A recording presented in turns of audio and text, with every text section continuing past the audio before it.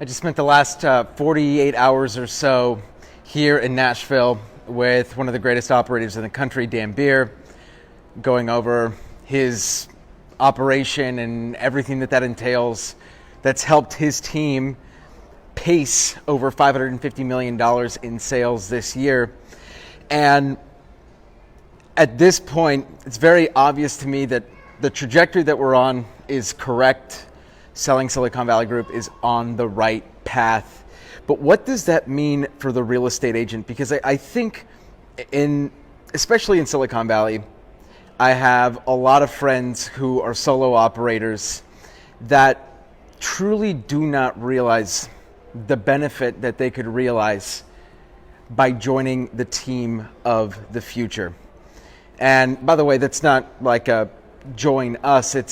This is the team of the future and how your business could be positively impacted by plugging yourself into a team of the future. And it's not like the team that makes you go out there and door knock and cold call and do all of the old things and basically use you to make money off of you. That's not the team of the future. The team of the future creates systems and operations and uses people,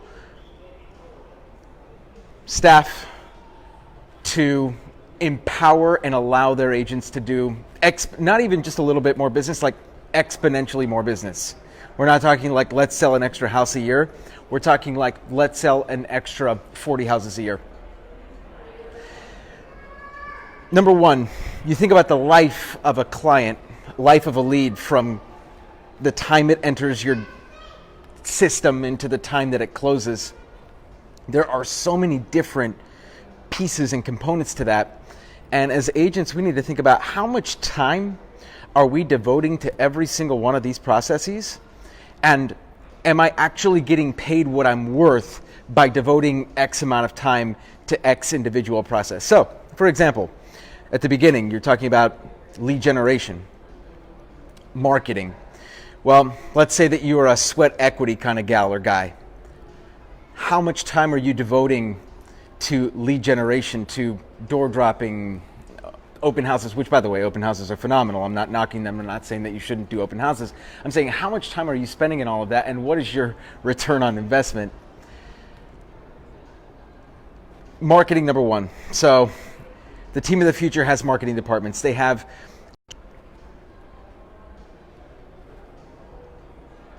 something happened there. The team of the future has channel partners that give them referrals because the team can update the channel partners on how the 600 leads that they've received from Flex that month, from Homelight that year, how they're doing, what the progress is, what the status update is. They give them to that team because they have systems and operations that allow them to close at scale. Number one, marketing. You have a marketing team devoted to your success, to generating business for you. Number two, conversion.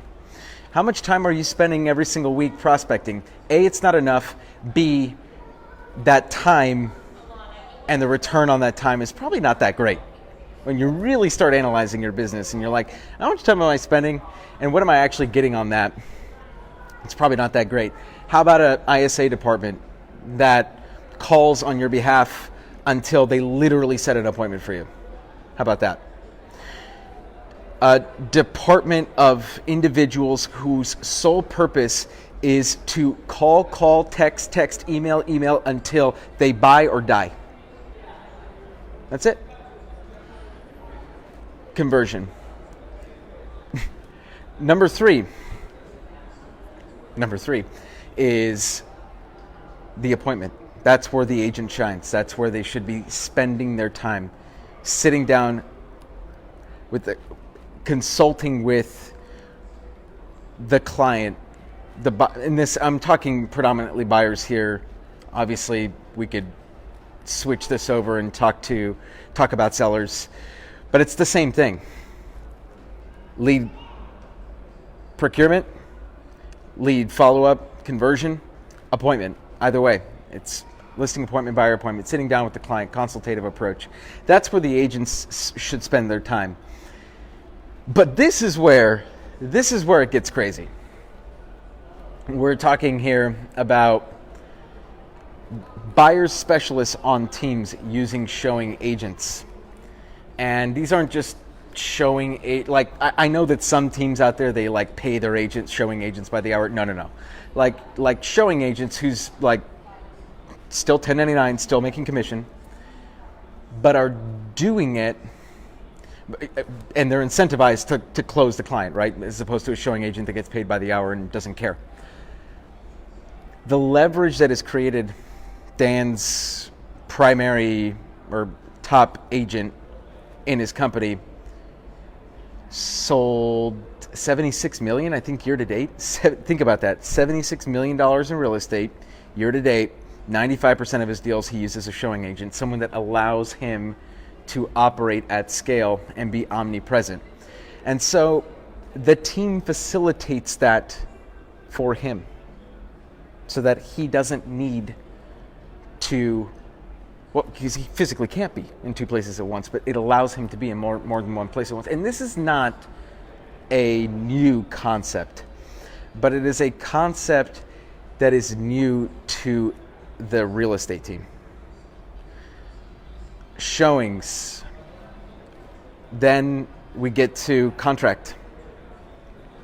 Negotiations, again, agent, that is the agent's responsibility. And then finally, contract to close.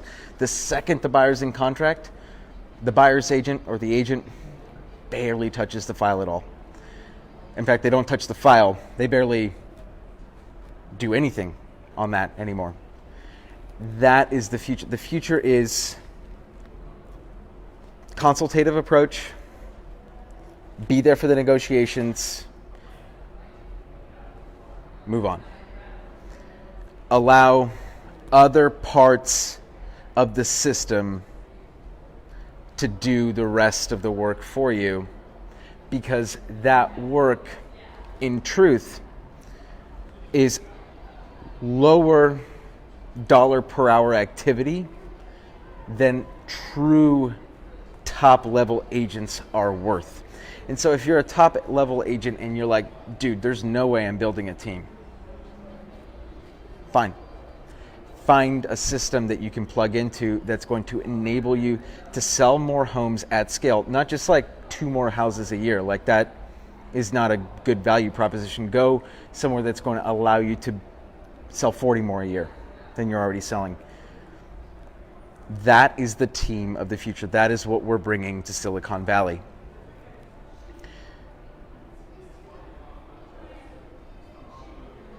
It is a limiting belief. I truthfully believe it is a limiting belief that solo agents need to do it on their own.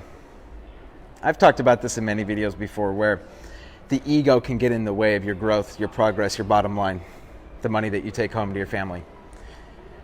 The question you need to ask yourself is, are you going to allow yourself to let your ego get in the way? Because the future is here. Technology is revolutionizing the way the real estate industry is being run, I should say. And every year that goes on from now until like 2020, I honestly believe that every year between now and 2025, we're going to see like 5 years of growth in that 1 year. I'm going to leave you guys with this. The professionalization of our industry has begun. Dan said it. I believe it.